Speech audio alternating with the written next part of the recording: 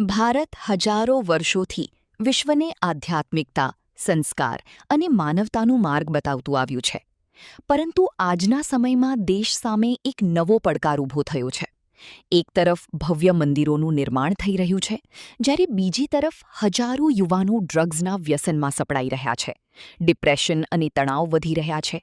પરિવારો તૂટી રહ્યા છે. ગ્રામ્ય વિસ્તારોમાંથી યુવાનોનું સ્થળાંતર વધી રહ્યું છે અને અનેક ગરીબ પરિવારો શિક્ષણ, આરોગ્ય તથા અંતિમ સંસ્કાર જેવી મૂળભૂત જરૂરિયાતો માટે સંઘર્ષ કરી રહ્યા છે. આ પરિસ્થિતિમાં અંતિમધામ ચેરિટેબલ ટ્રસ્ટે માત્ર ધાર્મિક પ્રવચનો પૂરતા સીમિત ન રહી, પરંતુ ધર્મથી સમાજ પરિવર્તનની દિશામાં એક વ્યાપક રાષ્ટ્રીય જનાંદોલન શરૂ કરવાનો સંકલ્પ જાહેર કર્યો છે. પ્રેસ કોન્ફરન્સને સંબોધતા પૂજ્ય વિરલબાપુએ જણાવ્યું, ધર્મનો હેતુ માત્ર મંદિર સુધી સીમિત નથી. ધર્મનો સાચો અર્થ છે માનવ સેવા, સંસ્કાર, શિક્ષણ, સ્વાસ્થ્ય, પર્યાવરણનું રક્ષણ અને રાષ્ટ્ર નિર્માણ. ભગવાનને સોનાના મંદિરોની જરૂર નથી. ભગવાનના સંતાનોનું જીવન સોનેરી બનવું જોઈએ. તેમણે જણાવ્યું કે આજની નવી પેઢી અંધશ્રદ્ધા નહીં, પરંતુ તર્ક, વિજ્ઞાન અને પુરાવાને સ્વીકારે છે. તેથી ધર્મને વૈજ્ઞાનિક દ્રષ્ટિકોણથી રજૂ કરવાનો સમય આવી ગયો છે. અંતિમધામ આશ્રમ દ્વારા અમે યુવાનોને આહ્વાન આપવા માગીએ છીએ કે તમારા ઉપર આ રાષ્ટ્રનો અધિકાર છે અને જવાબદારી છે. જો તમે નિર્વ્યસની હશો અને તમે ધર્મને ધારણ કરેલા હશો તો હિન્દુસ્તાનનો ઉદય બિલકુલ સત્ય અને સાચા માર્ગે થશે. પરંતુ ભારતની અંદર આજે ડિપ્રેશનના કારણે અમુક યુવાનો પીડાઈ રહ્યા છે.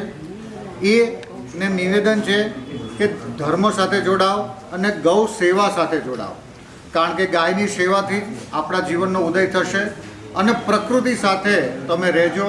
આ જીવનની અંદર 5 સારા ઝાડ વાવજો. અને મારું એક સૂત્ર છે કે જેણે જીવનમાં એક ઝાડ વાવ્યું નથી એને લાકડાથી અગ્નિદા લેવાનો અધિકાર નથી. મોજ. ખાસ કરીને દીકરીઓ માટે જે છે એ તમારા તરફથી પ્રયાસો કરવામાં આવી રહ્યા છે, શું છે? અને જે રીતે જે યુવાનો વ્યસનની રવાડે ચડી રહ્યા છે એમના માટે શું કહેશો? ભારતની દીકરીઓ જે દુર્ગાનું સ્વરૂપ છે એ કોઈના કોઈ કારણથી અત્યારે એ કોઈ રોંગ ટ્રેક ઉપર જઈ રહી છે. એ દીકરીઓ જો હિન્દી સંસ્કૃતિઓના જે પણ સનાતન નિયમો છે એનું પાલન કરે અને પોતાના પરિવાર સાથે થોડોક સમય ગાળે તો આપણે પાછી સનાતન સંસ્કૃતિને ઉજાગર કરી શકીશું. અને દીકરીઓને વિનંતી એવી છે કે મોબાઈલ અને મીડિયાનો થોડોક ઓછો ઉપયોગ કરીને પોતાના કોઠા સુધી ઉપયોગ કરે અને એની અંદર પણ ધર્મના અને બીજા કાર્યક્રમોનું નિહાળ કરે. અંતિમધામ આશ્રમ દ્વારા અમે દીકરીઓની ગૌરવ અને વ્રત દત્તક લઈ રહ્યા છે.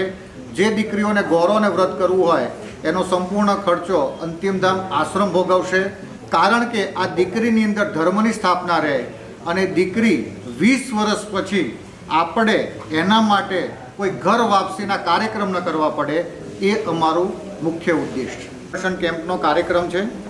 જે પણ વ્યક્તિ એના ગુરુદેવને માનતા હોય અને જે પણ વ્યક્તિ એના ગુરુદેવને સમર્પિત હોય, ગુરુદેવ આ જગતમાં હોય કે ન હોય, પણ તમારું 1 યુનિટ લોહી રક્ત તમે અમને અર્પણ કરજો. આ રેડક્રોસ સોસાયટીને આપણે અર્પણ કરીશું, જે થેલેસેમિયાના બાળકો માટે કાર્યક્રમ કરી રહ્યો છે. અને તમારું એક લોહી રાષ્ટ્રમાં શાશ્વત રહેશે અને તમારા ગુરુદેવને અર્પણ રહેશે.